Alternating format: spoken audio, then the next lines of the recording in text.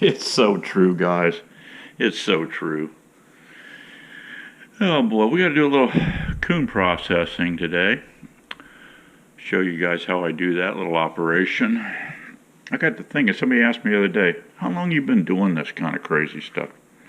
I got to thinking about it, and it's been 61 years. 61 years. Old Steve-O's been skinning critters, yep, and selling meat. Meat hunter. And back in the day, my neighbor used to call me Tarzan because I stole one of my dad's World War II souvenirs. It was a German, he had a bunch of them. It was a German bayonet. And I hung that on my side. And I would, back in the day, I would go down and there was a housing development to my north. It was about half a mile away. And I would catch turtles, soft-shelled turtles. That was my big thing back in the day when I started becoming a meat hunter. And I would catch turtles, and I put them in burlap bags, and some of them good size. And I had one of the kids had a little red wagon. I kind of confiscated that, and I put high sides on it so I could really stack up critters in there. And I would take that thing. And if my mother ever found out what I was doing, she probably would have crapped little green apples. I would take that cart way down there because I heard something through the grapevine that the blacks like to eat the soft-shelled turtles. And I said, aha, I know a place where I can catch lots of those. So that's how I made my spare money on that. And I was cutting grass and doing lawn work and stuff, pulling weeds, whatever I could to make money. And that was my thing. That's how I started out back in the day. So that's a little history on Steve-O's shenanigans. And yeah, so about all, I can't sell many possums anymore. All my old possum eaters, they all died out. Their lifestyles were kind of bad, smoking, drinking. And yeah, they're all history. And then this younger generation, they don't want to. Actually, even the younger generation, they don't even want to eat coon meat. But I even don't let this get out, but I tricked Miss Daisy once. Actually, she knows about it after the fact because I took some coon. I didn't have a buyer, but I had coon meat. And I had it way back when I was in the coon hunt club and ground coon burger. So I ground some up. And then I mixed it 50-50 with ground chuck, just like I do my venison. Because venison's kind of dry. You can't hardly make a burger out of that stuff unless you add ground chuck to it. Put some fat in it, Some people put pork fat in it, but it doesn't keep that long with pork fat in it. But anyway, I cooked that up, and she said, man, that smells good, Miss Daisy. That smells good. I said, yeah, check it out. Have some of this. She thought it was ground chuck and venison's what she thought. She'd ate a lot of that, And so she ate that. She said, man, it's a pretty good burger. You just ate a raccoon. She looked at me. She got big eyes. And then she just walked away. She didn't say a word. She just walked away like, oh my God, he's got to be kidding me. And then she just walked away. So anyway, yeah, I tricked Miss Daisy there a little bit, but have been doing it though for years, trying to trick her, but it's hard to trick her. Anyway, let's get out here and process this critter, and because I got another one in the cooler, and I got to match up with him at noon so he can buy these two critters. So I get $10 a piece for them. Yeah, I've literally done hundreds and hundreds of these things over the years and sold them. It's legal. You can do it legally. If you're a young trapper, you got to do it. You got to buy a license, trapping license. But when you're an old fart like me, you don't need a license anymore. I guess I'm grandfathered in. I guess I don't know. All right, see you in a bit. There's another one, guys.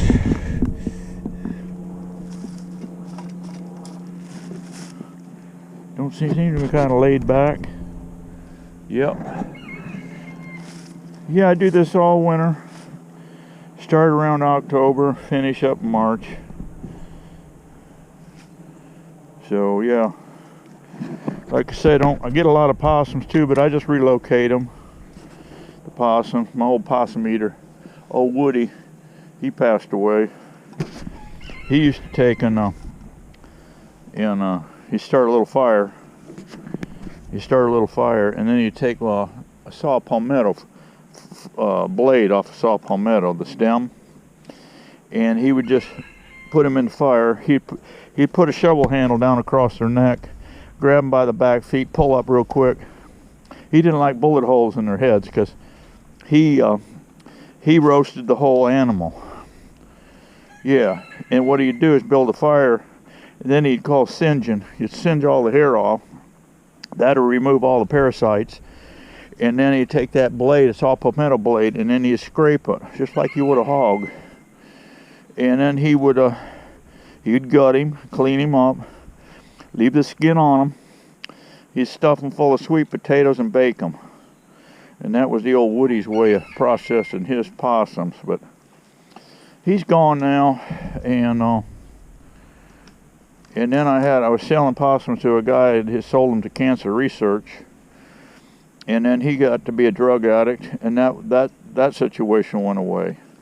So we just relocate the possums because they're digging the whole place up here, getting in the garden and everything else. So I just relocate them. But the coons keep coming. You can't run out of these things. So they're all renewable resource. They're actually good eating. Yeah, so it's all the cycle of life, guys. That's what it's about. All right, let's get to going. Let's get to processing here. Okay, guys, I got some number 30 tarred nylon here I like to use, and I just make a very simple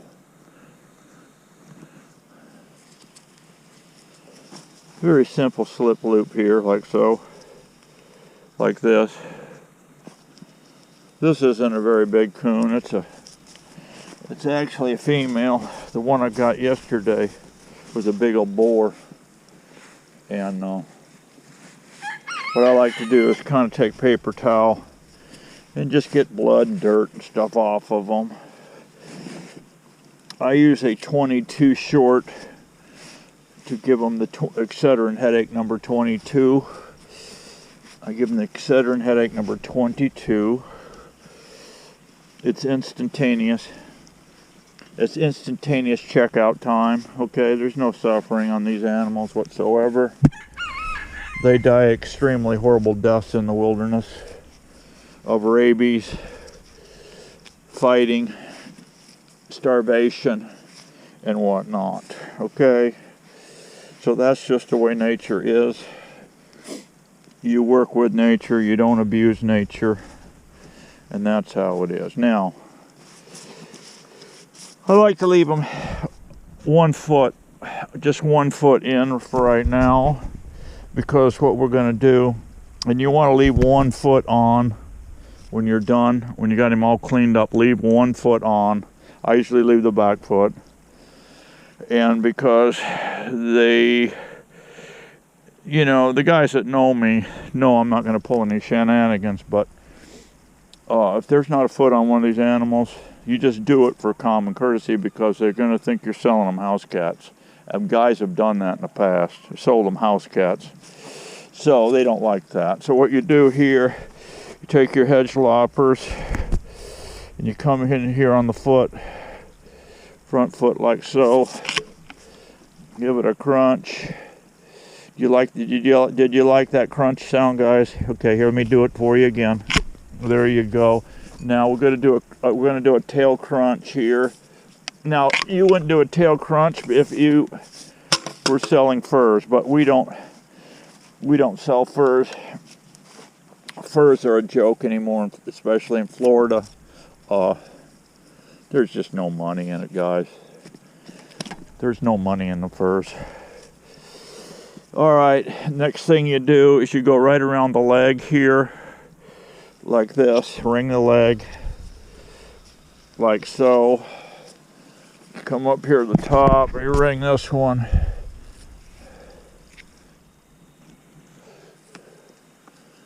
Now you're going to go from this leg here all the way through the booty hole up to here. That opens them up, and then you peel them down.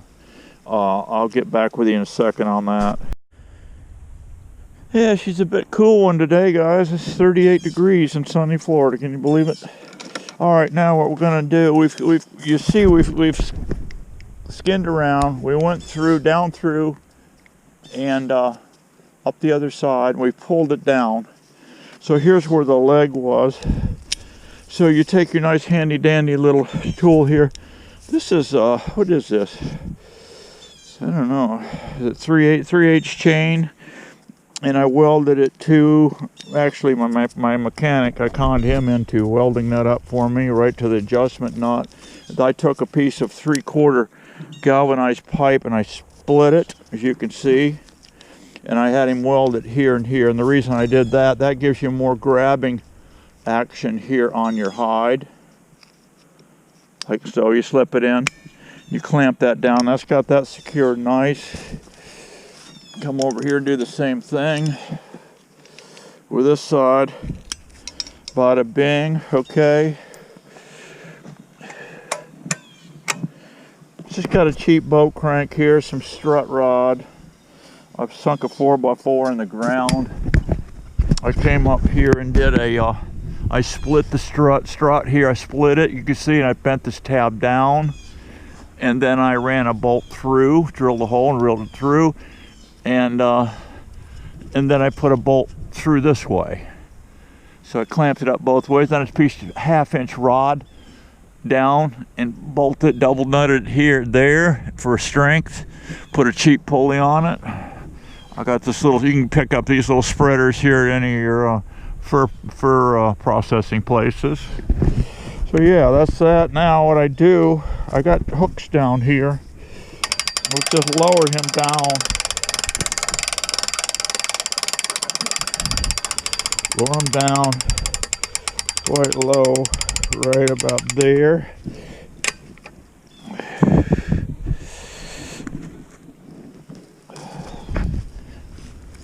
Then we take our chain and hook it into these hooks down here, like so. This whole rig should be a tad higher, but it seems to have been working out fairly well for me.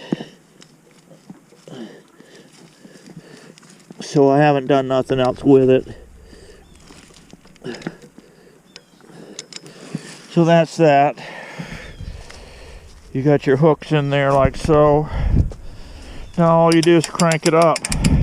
I would get back out of the way in case your eyeballs and everything, in case one of these strings break. This is 395 pound test, these number 30 nylon.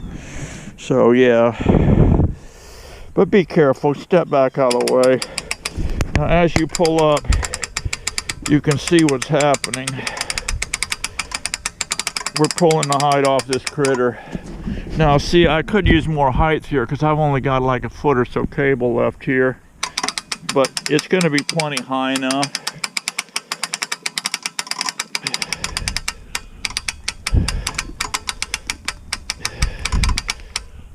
There it is. I pull it all the way up there like so.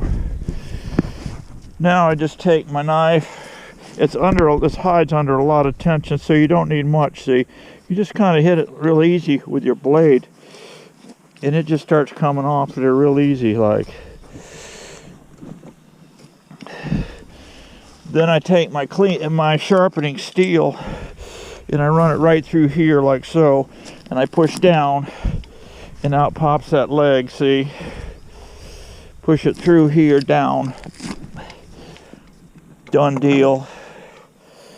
Like that. Now you're still under a lot of tension here on this thing. That's what, I could pull this hide completely off the end of that thing's nose if I had more cable height. See, if this was up higher. This should be up another 2 foot higher. Yeah, you could, or a foot. If I even had a foot, I'd be good. I could pull it all the way off the end of his nose. So now I'm going to come through and just loosen this up a little bit here, like so, and then just take the head off.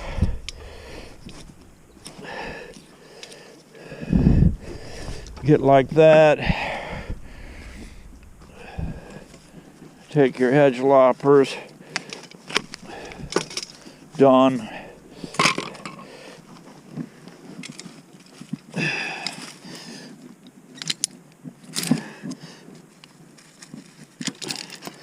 Take your clamps off.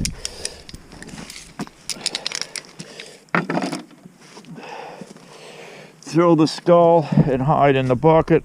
That's all going for the buzzards and coyotes. Now these animals have glands on them usually, right in these armpits here. You can see there's a gland right here. This thing is a gland. Remove the glands. They taste, if you cook these glands up with the meat, it's pretty bad. Pretty bad taste from what I hear. So you got one on each armpit. We'll let the coyotes eat those. Trim up this fat here a little bit, make him more nice. Actually, the blacks, from what I understand, you got them in these back legs here. Notice in the back legs you got this pocket in here. Pull this out, you've got a gland here also. Get rid of it. Feed it to the coyotes.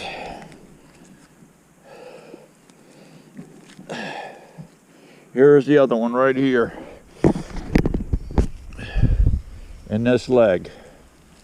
Take it out.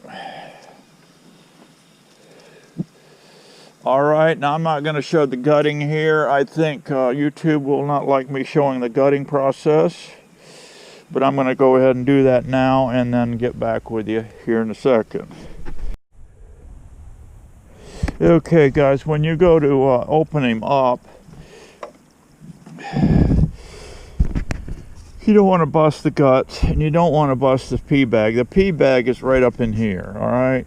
Now, when you open it up, you'll see the bladder in there. Just reach in and pinch it off. If it's full of pea, pinch it off. You don't want that running all over the meat.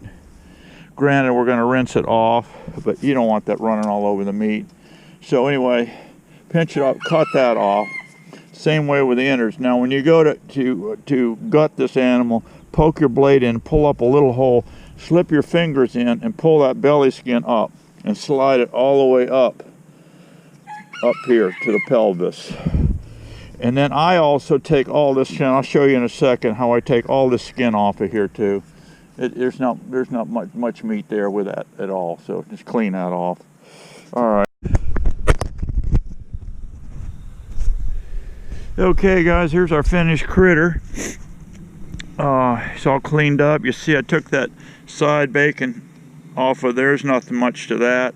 I take my knife too. After I've opened it all the way up, I take my knife, grab the intestines here, and I put the blade in, go all the way around, and takes the entire intestines out. Look it over for any parasites. Sometimes they have flukes in here. Take those out. They're just a flat-looking, parasite-looking thing. No big deal. Now would be the time if you want to make coon burger. Take your knife and start trimming up all this meat on this animal, all the shoulder meat, neck meat, everything here, and work on the legs. You got them hanging up here nice. You can strip all this meat off. Take all this fat off here. It's kind of strong. The blacks take them, and he'll probably quarter this guy up, and they throw him in a pot of water with a lot of they put cayenne pepper in the thing, or pepper flakes in the water, and they boil it for a little while. Then they pull it out, and then they put it in foil and they bake it until it's tender. Yeah. So then they can take and peel all this meat off the bones, everything. You don't lose a bit of meat with this animal. So, but if you want to make burger, you trim off this fat and then take the meat off. You got a lot of meat here. Take the meat off, put it through your grinder on the big hole grinder. After that, weigh it out, or just size up the piles of meat, add that much ground chuck to it, Mix the ground chuck. You can run it through a big whole grinder if you're just buying a whole roast. And mix it 50-50 in a pan, and then after you mixed it, put the small whole grinder face on, and then run the whole critter through, and that will give you a nice, but mix it by hand first, the 50-50 of meats, and then run the whole animal through the grinder again, and then you've got a burger. Okay, so that's your whole process. There's nothing to it. You don't have to have a fancy cranker up gimmick like this. You can hang him off a tree limb and do this. So that's how you process a coon.